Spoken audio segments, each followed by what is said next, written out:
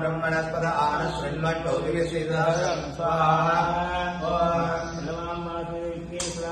पूर्णाय स्वाहा।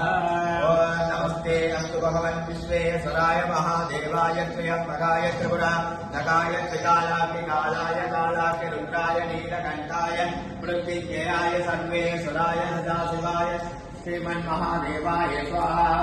ओम नमस्ते अस्तु भगवन् विश्वेश्वराय महादेवाय त्र्यम्बकाय त्रिपुरान्तकाय त्रिकालाय कालाय रुद्राय नीलकण्ठाय मृत्युञ्जयाय सर्वेश्वराय सदाशिवाय श्रीमन्महादेवाय स्वाहा। ओम नमस्ते अस्तु भगवन् विश्वेश्वराय महादेवाय त्र्यम्बकाय त्रिपुरान्तकाय त्रिकालाय रुद्राय नीलकण्ठाय मृत्युञ्जयाय सर्वेश्वराय सदाशिवाय श्रीमन्महादेवाय स्वाहा।